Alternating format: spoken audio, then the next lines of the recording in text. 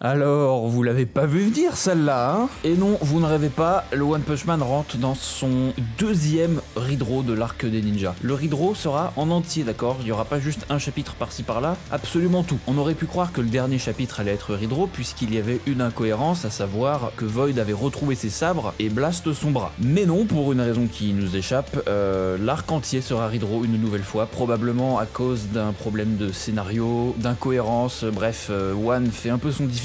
Je vais pas passer trop de temps sur la review, c'est des événements qu'on a déjà vus, bien qu'il y ait 2-3 trucs qui changent, et je reparle un peu de tout ça dans quelques minutes, donc restez bien jusqu'à la fin. Petite parenthèse, page de couverture, Murata aime nous pondre des couvertures avec Fubuki ou Tatsumaki, mais cette fois c'est pour l'année du serpent. Fubuki porte donc une robe avec un serpent, et autre petite parenthèse, Psychos possède également des serpents sur ses vêtements. Ça n'a peut-être rien à voir, mais Psychos et Fubuki sont des personnages qui sont liés d'une certaine manière, donc voilà, je pose ça là. Donc, ce chapitre reprend à partir du moment où Flash et Saitama décident d'aller voir à l'association des héros pour trouver Blast. Flash va essayer une nouvelle fois de défier Blast en se déplaçant très vite derrière lui, mais Blast se retrouve une nouvelle fois derrière lui comme dans l'arc de l'association des monstres. Blast est juste beaucoup trop rapide pour Flash et comme dans les précédents chapitres, il veut que Blast crache tout ce qu'il sait sur God. Cette fois-ci, Blast fait un peu moins le mystérieux, il donne bien sûr pas énormément d'informations, mais il semble un peu moins réservé. Il accepte volontiers presque de parler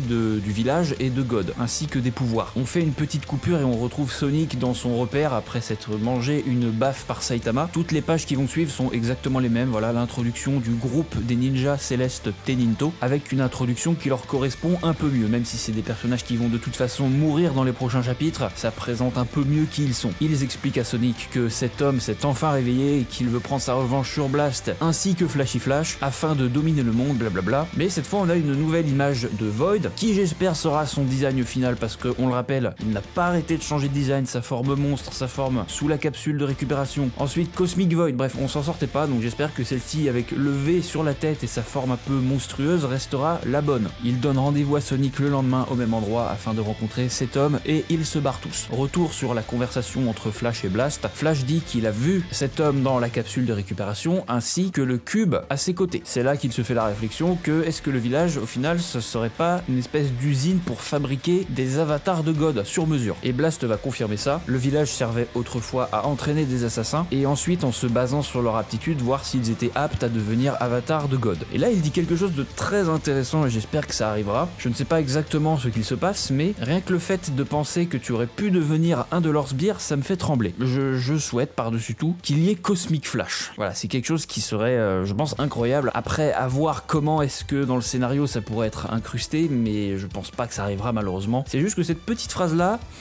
voilà. D'ailleurs, sur cette page-là, on peut voir un oiseau en arrière-plan nourrir ses petits puis repartir. One, en général, il met pas des éléments au hasard. Est-ce que c'est un foreshadowing? Est-ce que c'est une signification? Je sais pas. C'est bizarre juste de mettre un oiseau là pour juste illustrer un dialogue. Il y a un truc qui se trame. Blast dit à Flash qu'il ne fait pas du tout le poids contre cet homme. Puis Saitama s'étonne que Flash soit du même village que Sonic. Il fait même la comparaison entre Flash et Sonic pour voir à quel point lequel s'incruste le plus profondément dans le sol. Et en fait, on a la révélation que Flashy Flash est un gros power scaler. Il se fait tout un schéma. Saitama a battu Garou qui a battu Platinum S qui m'a battu. Sauf que bien sûr, Flashy Flash a perdu juste parce que les adversaires avaient de la chance. Et ce chapitre se termine ici. Il y a quand même plusieurs choses à dire avant de passer à mon petit blabla juste après. Contrairement à la première et la deuxième version de ce chapitre, il n'y a pas, ou du moins pas encore, peut-être qu'on verra dans le prochain chapitre, le passage où les artistes martiaux subissent des expériences afin de redevenir humains. Là, on est directement dans le bureau de Sitch, on n'est pas dans un laboratoire. Peut-être qu'ils iront après, ou bien est-ce qu'on passera directement au moment où Void attaque l'association des héros avec la lame dimensionnelle. Il n'y a pas non plus la révélation de qui est cet homme. Normalement, Blast dit que c'était mon partenaire autrefois, il s'appelait Empty Void. Il n'y a pas non plus le passage où Blast reconnaît la puissance de Saitama. Vous vous souvenez, il disait à Sitch que je suis presque certain que c'est Saitama qui a vaincu Cosmic Garou. Blast était présent sur les lieux, il a vu Cosmic Garou utiliser le sursaut de rayon gamma et il a vu également Saitama punch Garou. Toute cette partie-là a maintenant été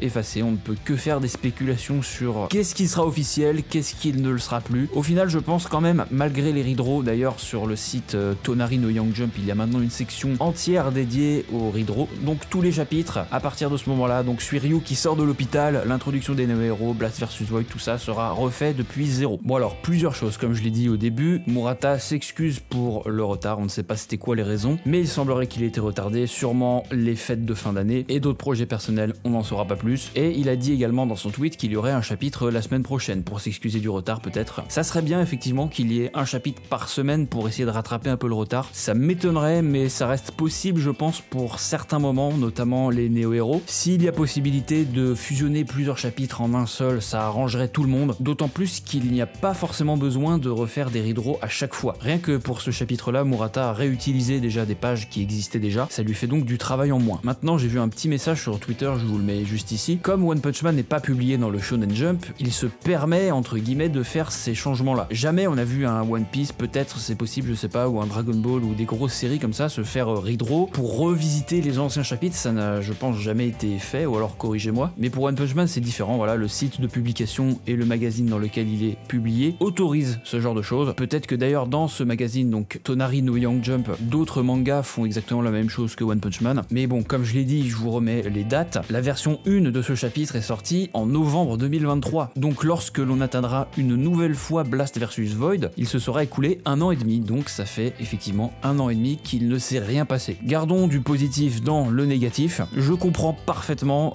que certaines personnes soient agacées. Moi le premier, d'accord, ça me frustre un peu de en fait pas avoir fait ce genre de vidéo pour rien, mais presque. La communauté entretient vraiment la flamme One Punch Man, voilà, elle continue de brûler très peu, mais elle est là. J'ai vu quand même majoritairement des retours positifs sur Twitter, parce qu'on peut le voir directement dans ce chapitre, le style artistique semble bien meilleur. Dans le chapitre d'il y a un mois, on ressentait que Murata était rush, pressé par le temps, on ne sait pas trop, sans parler des deux inconsistances qui ont marqué un peu la communauté, à savoir que Blast avait de nouveau son bras et Void de nouveau ses épées. Il y avait clairement un problème à ça, donc au lieu de redraw ce chapitre uniquement, tout l'arc va être redraw pour, eh bien, encore une fois, on ne sait pas trop les raisons. Et il ne faut pas oublier aussi notre cher ami One, hein, parce que c'est un peu lui qui tire toutes les ficelles. Si il y a des redraws, c'est d'abord sa décision. Peut-être qu'il a vu que Murata il faisait un peu de la merde et il a dit hop, on va refaire ça. Si ça permet à l'histoire d'être plus cohérente, alors d'accord, aucun problème. S'il y a encore plus d'action, plus de révélations, plus de trucs de fous furieux, d'accord. Mais il faut que ça nous mène quelque part au bout d'un moment. Le 4ème redraw ne sera pas possible. Je pense qu'on a fait le tour, voilà, ça fait écho un peu à la vidéo que j'ai faite il y a quelques jours, qui explique un peu toute la situation avec One Punch Man, voilà, donc d'ailleurs si vous voulez aller la voir, n'hésitez pas pour un peu mieux comprendre tout ce qui se passe, je vais pas revenir là-dessus dans cette review. Et n'oubliez pas surtout, à la fin du mois, je passe en revue toutes les actualités du mois de janvier, et je reviendrai encore une fois sur la situation actuelle de la série en fin de mois. Prochain chapitre, la semaine prochaine, c'est cool, donc on se dit à la semaine prochaine, ciao.